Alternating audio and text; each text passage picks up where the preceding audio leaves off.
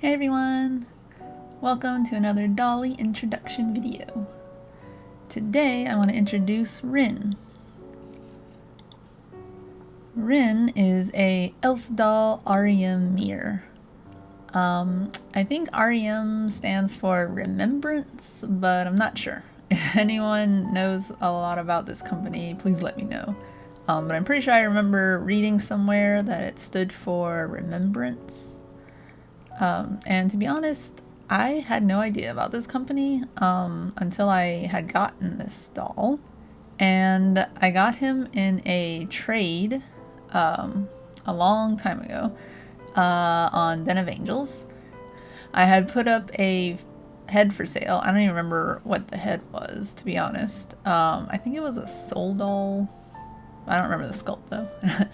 But I had painted it very interesting, looking like I was practicing face-ups at the time. It was whenever I just started doing face-ups, really. And I had just painted it, and I threw it up to maybe see if that would help it sell. And someone contacted me fairly quickly, and they asked me if I would be interested in a trade for their ElfDoll.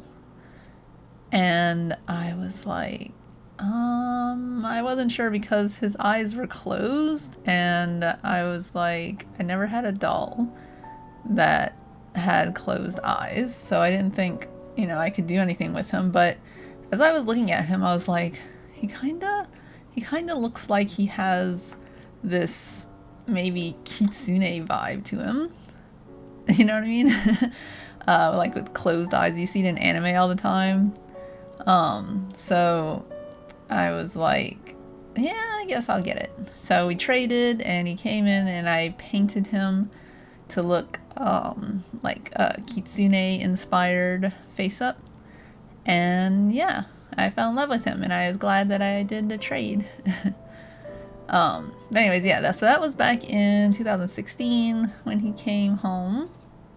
And he is 68 centimeters tall. He's a hybrid. His body is the 68 centimeter, his body is the 66 centimeter Akagi Doll body, and making him with his head is 68 centimeters tall.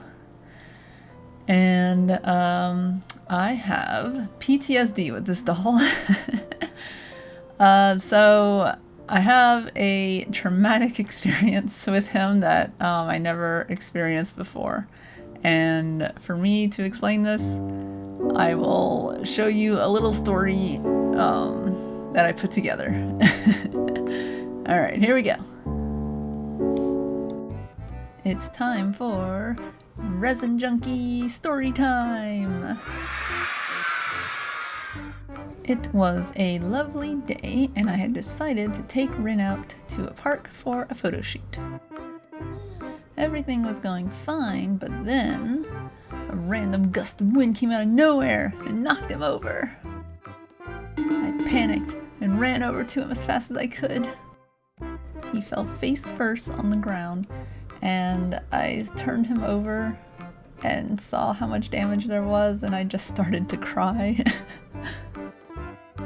It took me a whole year until I had enough motivation to fix him, but I did eventually fix him, and I think I love him now more than I did back then. Okay, so this is what the damage looked like. So thankfully, no pieces actually broke off because I don't think I could have resculpted anything. I'm not a very good sculptor, but thankfully it was just some scuffing damages.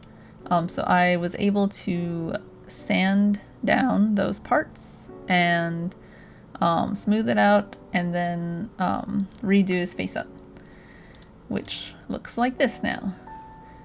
So you can't even really tell that anything happened before.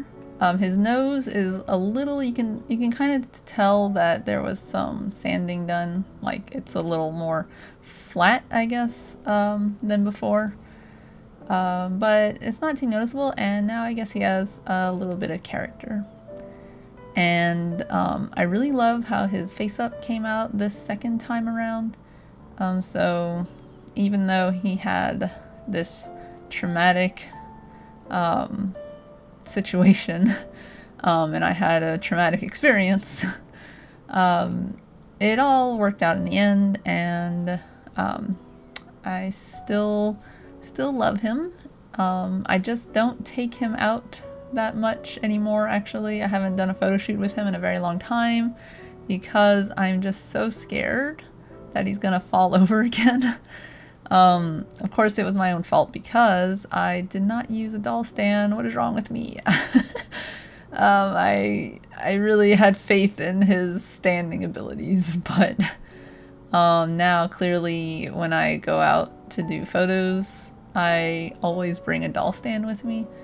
Yeah, it sucks because you have to edit out the doll stand and it's just more work, but it's better to have that added security than to have a traumatic experience like this.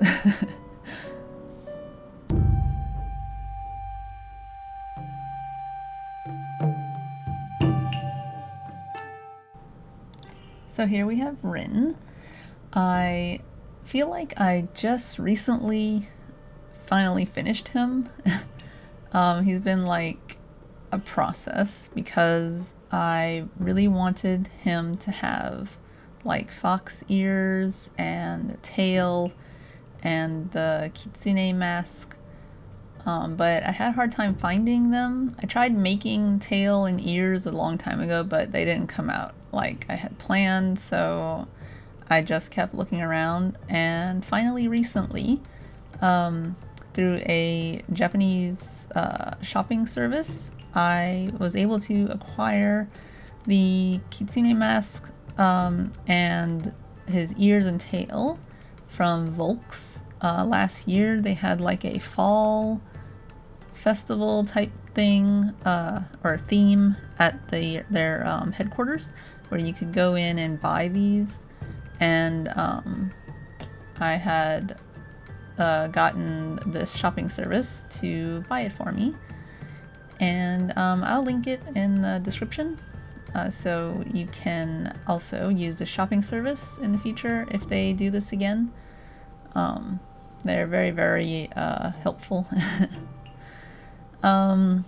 So this kimono that Rin's wearing is actually a one-of-a-kind. I found an Etsy seller who makes custom kimonos and hakamas out of actual like vintage kimono.